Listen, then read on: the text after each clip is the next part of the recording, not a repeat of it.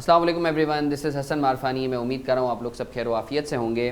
Change in accounting policy ये एक बड़ा अहम एरिया है प्रैक्टिकली भी जो है, क्योंकि नॉर्मली जो है बिजनेसेस जो हैं वो पॉलिसीज़ जो है वो चेंज कर रहे होते हैं। नॉर्मली कॉस्ट से फेयर वैल्यू मॉडल पे जो है बिज़नेस शिफ्ट कर रहे होते हैं। तो let's have a quick discussion on कि अकाउंटिंग पॉलिसी में चेंज क्या अलाउड है, इनफैक्ट अकाउंटिंग पॉलिसी है क्या, और जो इम्पैक्ट होगा वो रेट्रोस्पेक्टिव होता है, प्रोस्पेक्टिव होता है। ये सारी मॉडलिटीज़ को कोशिश करता हूँ मैं कि 2-3 मिनट में जो है वो सारी चीज़ों को समेटूँ। सर देखें, पॉलिसी क्या है? पॉलिसीज़ आर द रूल्स और principles followed by the company. For example, obviously वो जो रूल्स या प्रिंसिपल्स हैं जो कंपनी ने बनाए हैं, that would be as per parameters given by और prescribe by the IFRS being are the governing law for the accountancy internationally अगर मैं बात करूँ। तो सर रूल्स और प्रिंसिपल्स क्या क्या हो सकते हैं? फॉर एग्जांपल, किसी भी एसेट के लिए, आइटम के लिए कॉस्ट मॉडल यूज़ करना है या रिवैल्यूएशन मॉडल यूज़ कर रहा है। इन्वेंट्री की अगर मैं बात करूं तो lower of cost and NRV पर मेजर करना है, ठीक है ना।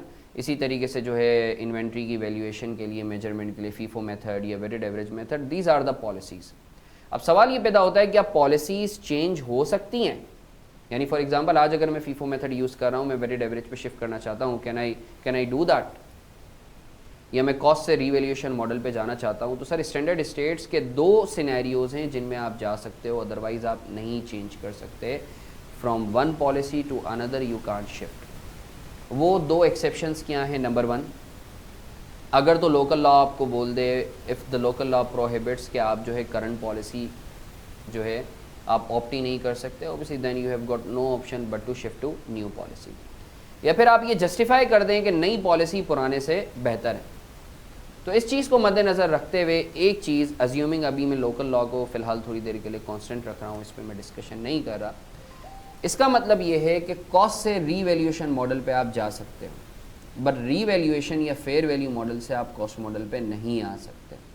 रीज़न बीइंग कि मैनेजमेंट कैन नेवर जस्टिफाई कि cost model is better than the fair value और रीवैल्यूएशन मॉडल। तो आई होप आपको ये चीज़ क्लियर है कि पॉलिसी में चेंज आप कब कर सकते हो, सही है ना।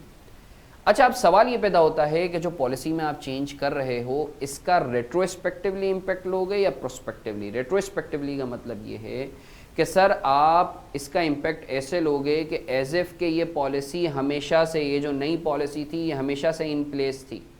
प्रोस्पेक्टिवली का मतलब ये होता है कि आप पिछले सालों को जो है इम्पैक्ट नहीं आता, आप प्रोस्पेक्टिवली करंट ईयर या फ्यूचर ईयर में आप इम्पैक्ट लेते हैं। तो सर पॉलिसी का जो चेंज है, it has got a retrospective impact on the financials. Sir एक एक्सेप्शन है, बहुत अहम एक्सेप्शन है, जो कि इंटरव्यूअर का फेवरेट क्वेश्चन है कि सर एक पॉलिसी का चेंज है जिसमें रेट्रोस्पेक्टिवली इम्पैक्ट आप नहीं लेते, आप प्रोस्पेक्टिवली इम्पैक्ट ले सकते हो, दैट्स एन ऑप्शन।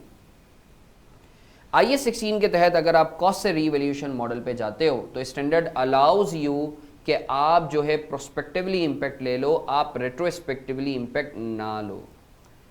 सिर्फ IAS 16 में ये अलाउड है, not in any other standard. Sir इसकी वजह क्या है? What is the wisdom behind this relaxation? Actually the regulator says कि देखो, अगर आप पिछले सालों की फेयर वैल्यू निकालने के लिए जाओगे, कंसिडरिंग कि आप रेट्रोस्पेक्टिव इम्पैक्ट लेते हो, तो देयर इज अ पॉसिबिलिटी कि जो पिछले सालों की फेयर वैल्यू है वो इतनी एक्यूरेटली ना आप कैलकुलेट कर पाओ।